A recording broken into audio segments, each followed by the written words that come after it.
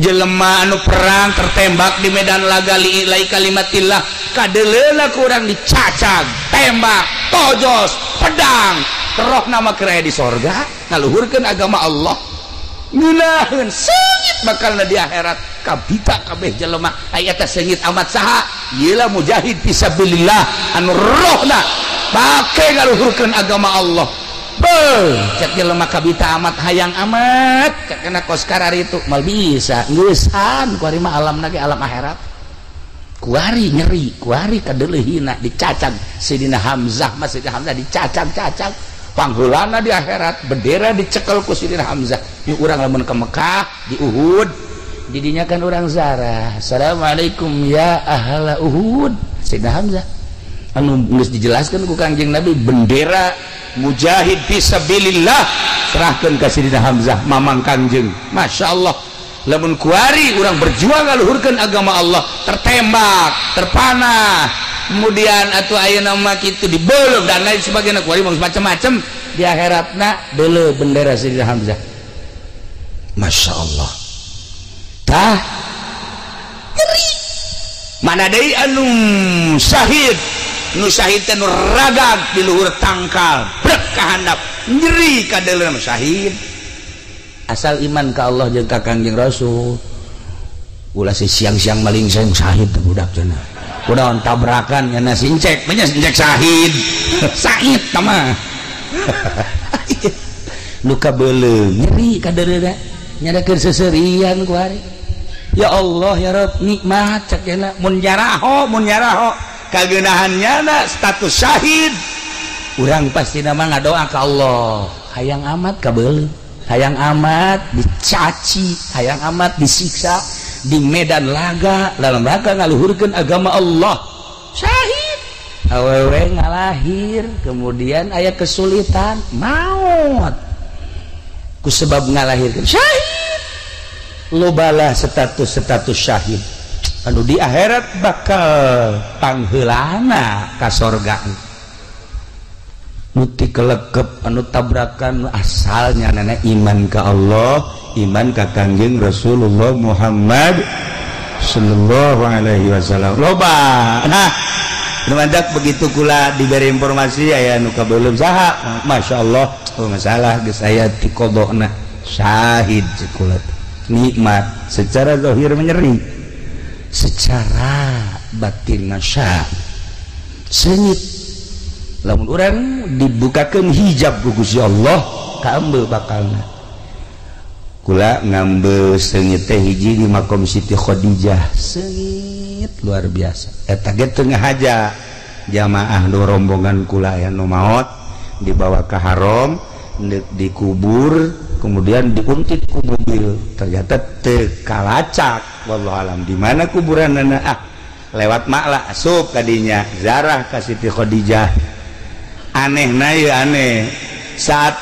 eta teh askar-askar nu biasa galak teh jauh teu kadeulean ya orang teu nanya teu naon nu biasa nu haram haji ulang macana nu haram haji iman teu aman bae horeng meureun deuk dipanggihkeun jeung seungitna Siti Khadijah kakarak saumur kula ka Mekah manggih sesengitan modal gitu.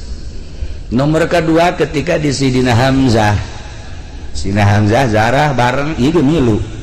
jungan jamaah sejen sengit pahara amat beres darah kula nanya ngaji ngambil sengit di mana nya sadi keur zarah jangan teh cagian nu aya mah bau bae bau kula cagian atuh emang watak nya mah mandi sakitu teu mandi sakitu loba amban anu kaambe ku kula loba nu teu kaambe diajak zarah ku kula ka ditu ka wali di Garut aya angin eta teh bapakna Syekh Abdul Muhi Pamijahan angin sok gede Masya Allah duaan jeung besan ti Bandung oh barang pet aya hadir berarti geus beres teh zarah turun di gunung nanya Pak Haji tadi geula angin di mana sih tadi di Haruto sakitu emang aya angin ya Masya Allah Pak Haji neuleuh teh angin sakitu gedena muter henteu nya coba teu naik neuleuh mah heran ambeun teu ka ambeunnya nama angin teu neuleu sieun ditanya ada Jamilunya lagi neuleu angin emang aya angin ngan nya mata rada ngabohong saya tik aya ceknya nyawaina eueuh asli nama jadi tukang geus ieu jeung isi pasti di saya itu neuleu bae ributnya duaan emang anak buah teh kos kari itu lucu gitu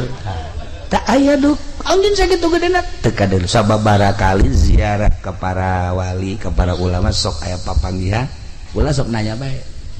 henteu bae nya henteu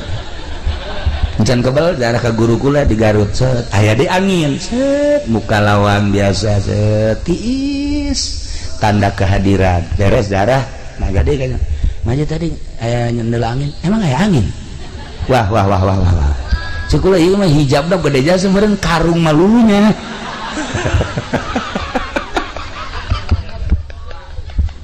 tedek deuleu tedek karasa nah iya di jero kubur teh ternyata loba babaturan masyaallah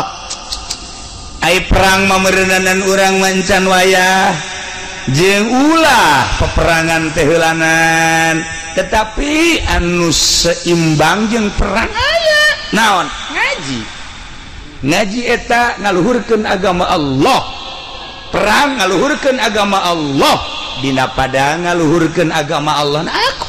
nu mantak santri-santri eta mujahid fisabilillah tentara Allah kurang neuleuh di pondok pesantren eta keur jadi tentara Allah nya mah henteu ngaharepkeun naon hiji bae hayang bisa ngaji hayang wawuh jeung Allah tentara Allah aya anu tentara Allah mingguan ieu mingguan ka Cilongok ieu lamun boga ongkos lamun teu boga mah henteu nya ge sarua bae aju ngajina ge pas di Tangkal Ambon bae kan atuh gadeukeutan tukang uduk jeung kiaina mah teu wawuheun nya mah jeung tukang somai wawuhna jeung tukang uduk oh masalah guys geus ka ditu siang hiji jeung tukang uduk ayo aya nu sabulan sakali gajina tetep tentara Allah bae tentara Allah ibu-ibu ge sok ngaji teh tentara Allah cenah keur nyusuan tentara Allah keur nyusuan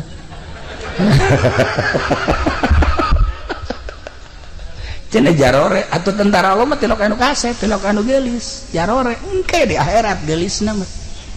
kuari mah atuh sabira lah dunia gelis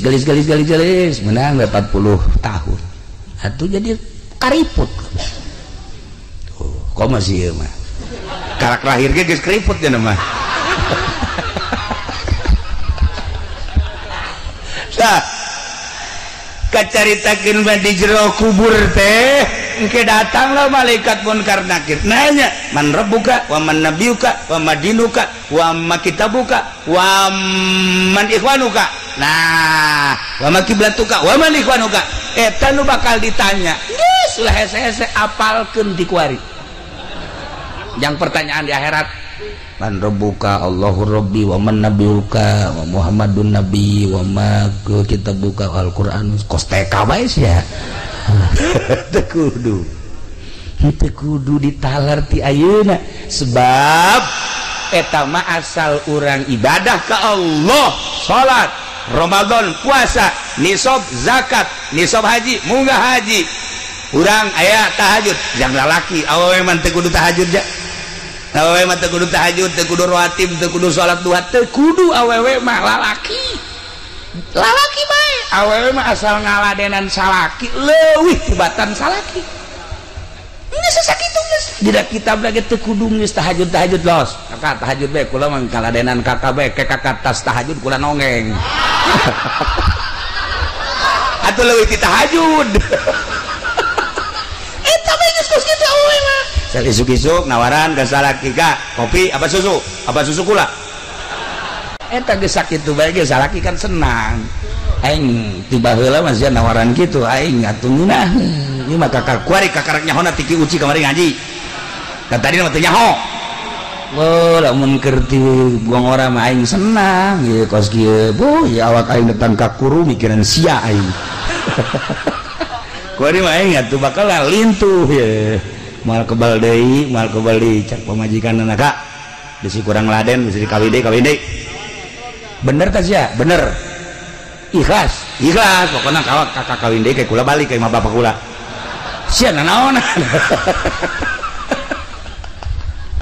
Nah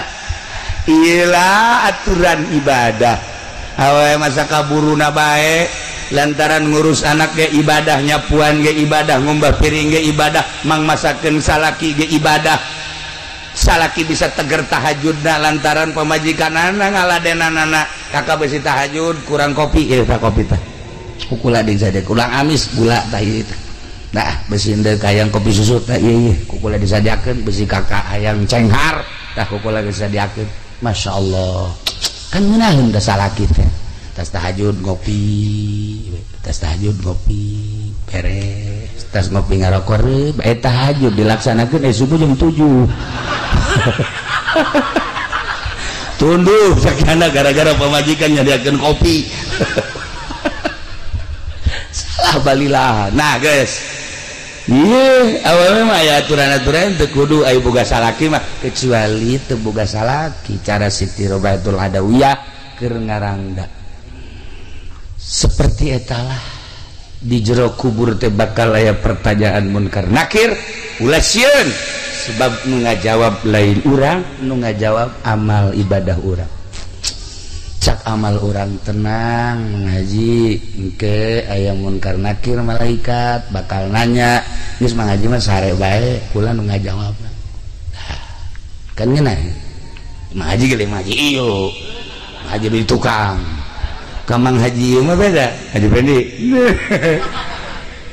Sakedeung deui bakal aya malaikat munkar nakir bakal nanya pertanyaanana sulit luar biasa. Bongan mang haji di dunia na luca lecet teh ibadah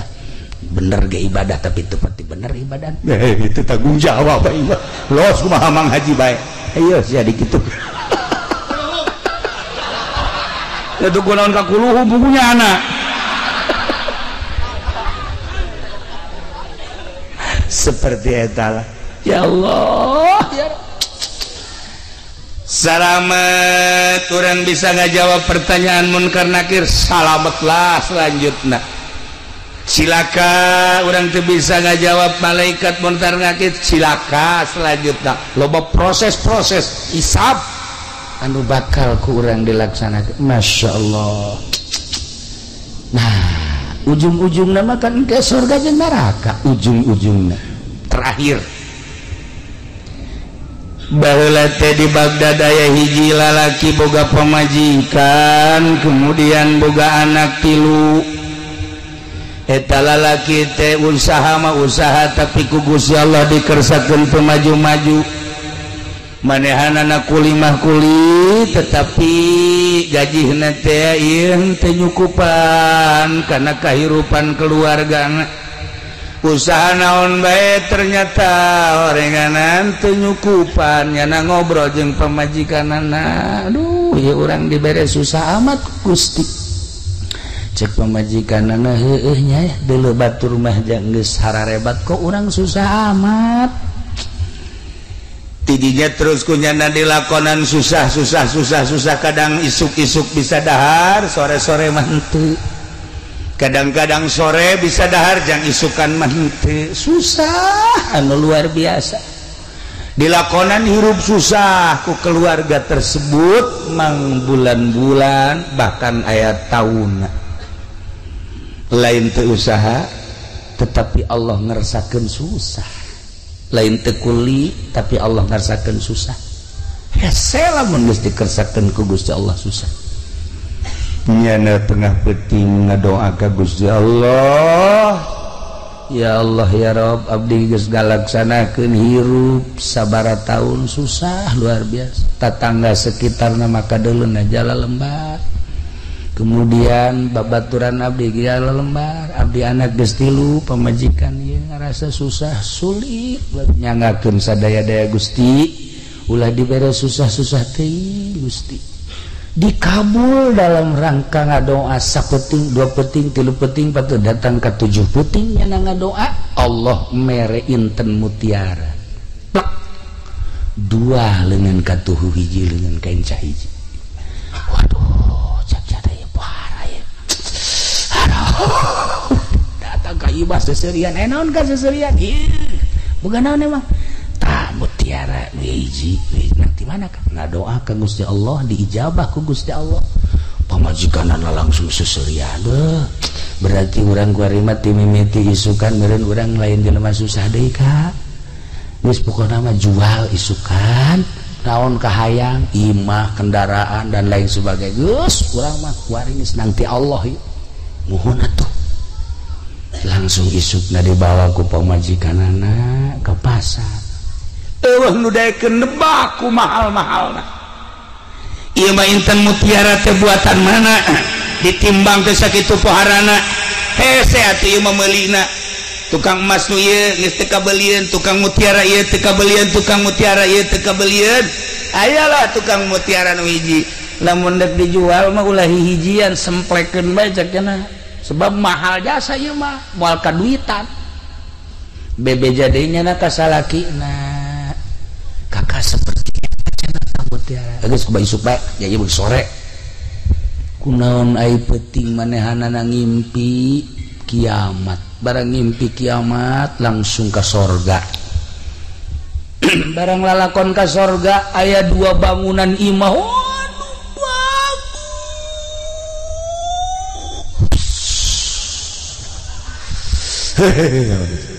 kan lamun urang nyaritakeun eta imah bagus tuh bagus biasa bae tapi lamun itu imah bagus tuh wah tambah bagus rada bagusan berarti tapi lamun imah nu itu tambah budak bagus jasa berarti geus hebat kan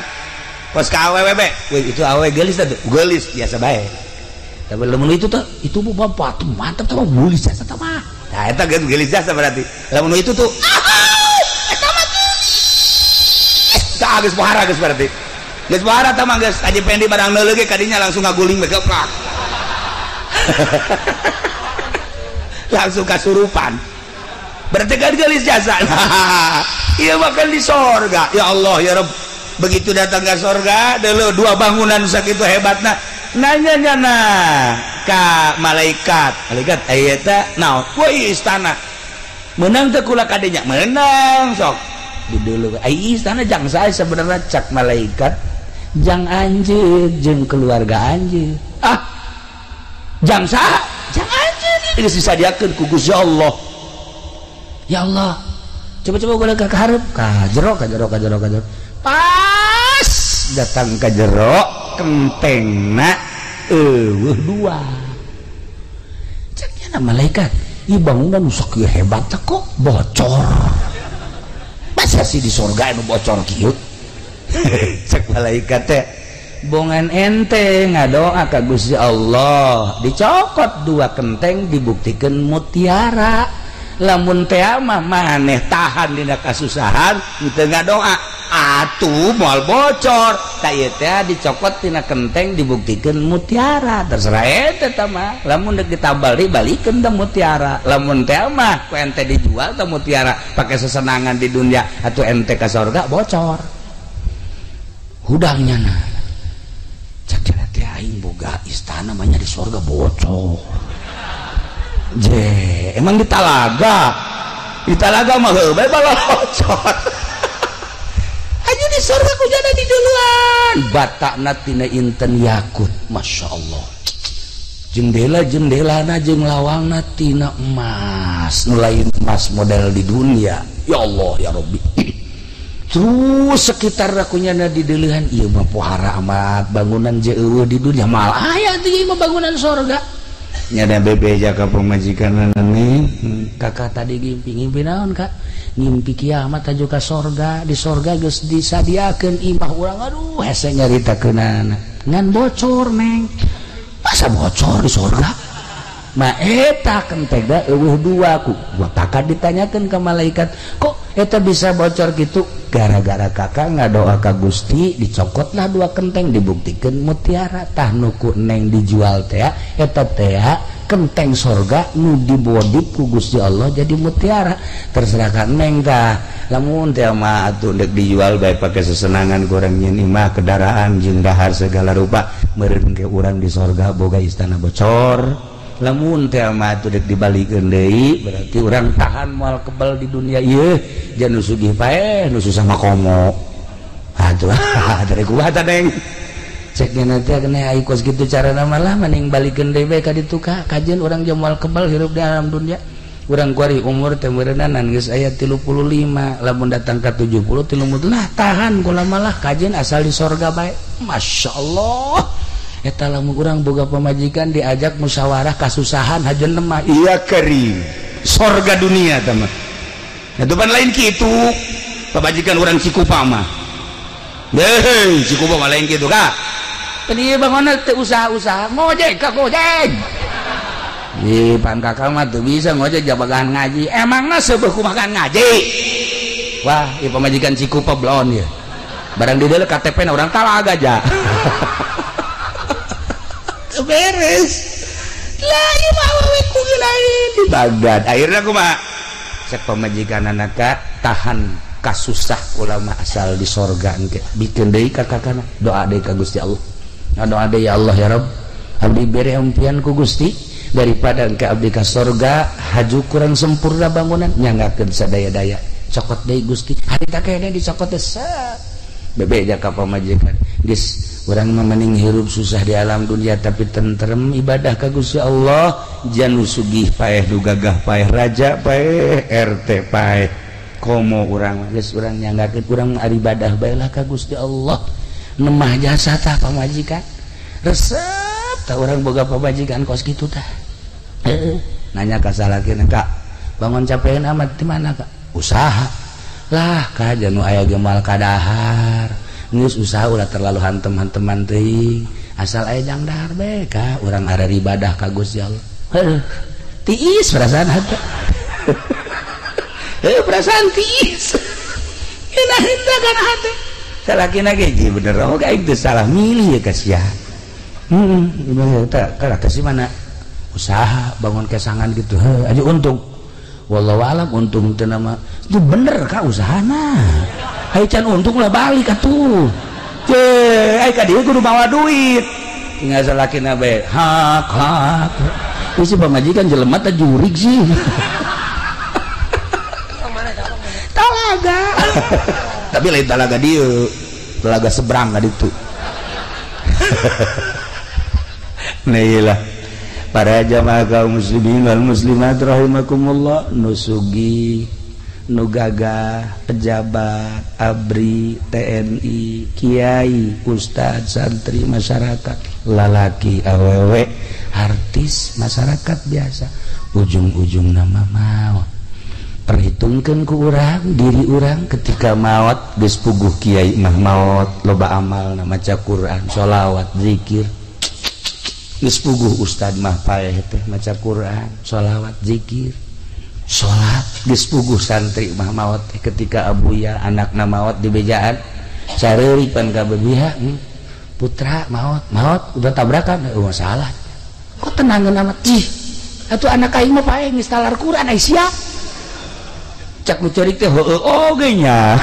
atuh ji atuh santri mah keur ngaji sholat ustad gitu kene polisi tah jeung abri nu kudu mikir ge ye mun paeh aing kumaha ieu nah geus kaloda polisi pedagang nu ngabohong bae tolol ye tah pikir tah kiai ge anu teu bener mah ngiaina bolak-balik ke pendopo bae iki sarua siksaeun Allah ji pikir ku urang ketika orang maot kiai geus puguh baca Quran sholawat santri ustad ustazah gitu kene anu ngaladen ka salaki geus boga bekal dagang anu jujur jelas geus boga bekal anu ieu kabeulem syahid geus teu kudu dipermasalahkeun deui beak dosana ku kabeulem bae sing yakin jeung sing percaya perang teh selesai dosa geus teu dideuleu ku Gusti Allah lantaran naon luhur ngaluhurkeun agama Allah selesai kiai anu beneran kiaina isuk ngaji sore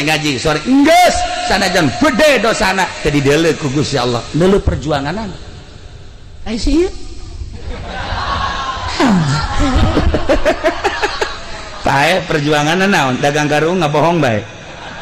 meuli anu asli dioplos nah yuk geura da kumaha deui salat inget ka karung bae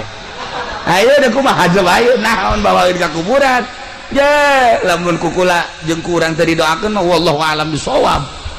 ngan tetep urang doakeun mudah-mudahan nyana panjang umur atuh didoakeun kitu ge we pendek bae nah mah keur carita teu saha renungkeun ku urang ulah wakanana mun aing isuk paeh sakitu bae mun aing isuk paeh nu gabaturan aing saha anak di luhur pamajikan di luhur anak di luhur salaki di luhur amal urang sebuah renungan urang dibere sugih syukuri kasugihan urang dibere susah nemah ku kasusahan kabeh menang pamere Allah mun tadi dongeng jelema susah kajen tahan susah pal kebel bakal ke akhirat sebab karena naon Kangjeng Nabi lalampahan ka sorga begitu datang ka sorga Masya Allah ajib cik Kangjeng Nabi anna aktsara ahliha fuqara'u sanyana pangloba-lobana penduduk surga jelema-jelema nu sararusa palalakir sebab naon dek dihisab naon hisabeunana kok santri misalnya ayeuna dihisab teh ditanya santri naon boga sia itu bogana naon bogana sugan sendal ge cepit sebelah lain naon kula mah teu bogana samping ge IG menang pamere cek cenah teh oh siapa teu bogana naon kula mah kadang-kadang kula mah dahar ge milu ka babaturan kula milu ka kula pamilu-milu bae aya biasa ayo makrak batur olos ayo usah naon mah buah kiai di orang ku kula oh masalah hisabeun santri mah oh cek malaikat langsung surga hisabeun nek naon nu dihisab atuh santri gawe nangan ngaji salat harta teu boganya barang si ieu pae nah nang di mana si eta mobil truk nu beureum hayu sia aya eta kijang LGX nang di mana sia bener henteu transaksina sia aya malaikat rantai seperti etalah sing hade jeung sing hade para jamaah kaum muslimin wal muslimat rahimakumullah kula ditungguan di ditu meureun nya geus nyelek deui ya dulur mangkaning tah mah dicukupkeun sakieu sebuah renungan yang urang nu geus puguh marawat cara ieu jelas kiai maot jelas mujahid fisabilillah Palestina Suriah Yaman jelas urang anu can jelas sing hade mulai ayeuna tingkatkeun kecintaan urang ka Allah jeung ka Kangjeng Rasulullah kesel saeutik mah salat paksakeun sebab nu bakal ditanya jasa pangheulana salat